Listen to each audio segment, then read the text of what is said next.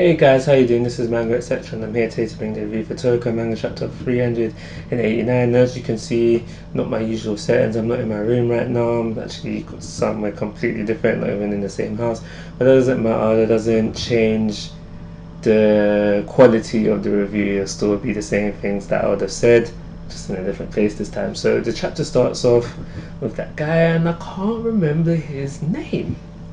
Cannot remember his name, but he's just basically looking around Era Super. He's looking around Era Zero, the food utopia, and he's just amazed. He's seeing all these ingredients that he's never heard of, and he's just amazed by it all. And I can imagine that being surrounded by all that food, I'd automatically get hungry. I'd be like, eating everything.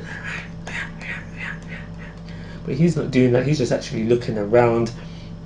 And yeah, we find out that how it is that he was able to get to this area.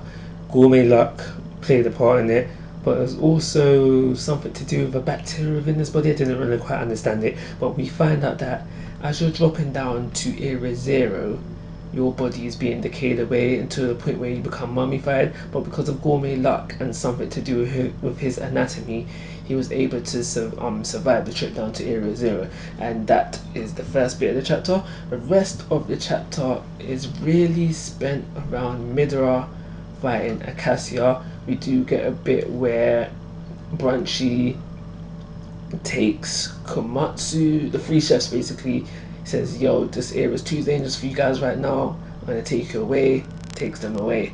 During this time we find that Komatsu has finally realized that he's got a gourmet cell demon within him, and he starts to talk to the gourmet cell demon. They have a little conversation there, and he basically asks the gourmet cell, like, because he's never asked the gourmet cell demon anything in his life, but he asked it today, or I should say in this chapter, that once, like, is Toriko going to disappear once the whole thing happens? Like, you know how the gourmet cell demon is supposed to eat the other person is supposed to disappear. The gourmet cell demon within Komatsu tells him, no, that's not the case. As long as the person has eaten their ingredient that they're most accustomed to, something like that.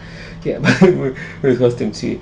But that leads to something interesting, because their form is not supposed to change. So as we can see, Toriko's door looks the exact same, but that is not the case for Acacia. So something has gone wrong there. Other than that, we just see the fight. I'm trying to remember now. Yeah, we see the fight. That hand attack. Because I thought that was going to be something big. We see the hand just about to crush the world. I thought something big was going to happen with that attack, but that was just brushed off to the side. Like, let's go. Midora got hit by a very vital attack at the end of the episode. But like I've said before, this is Toriko. Gourmet cells makes you able to survive the most peakest thing. So I don't think Midora is done quite yet, but it's the same thing for Starjung and what happened to him.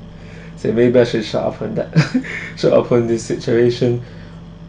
The last thing I want to talk about is how we have Toriko and we have Peer, the Blue Nitro. And what Peer basically says is that Neo can devour anything except anger. And this is where we see Peer, he's pierced through Toriko's back, bow, and he's basically saying, I'm going to change all your attacks so they're attacks out of anger, so therefore you can damage Neo. And yeah, that's not how the chapter ends, but that's something that happens within the chapter towards the end. So we're gonna get Toriko.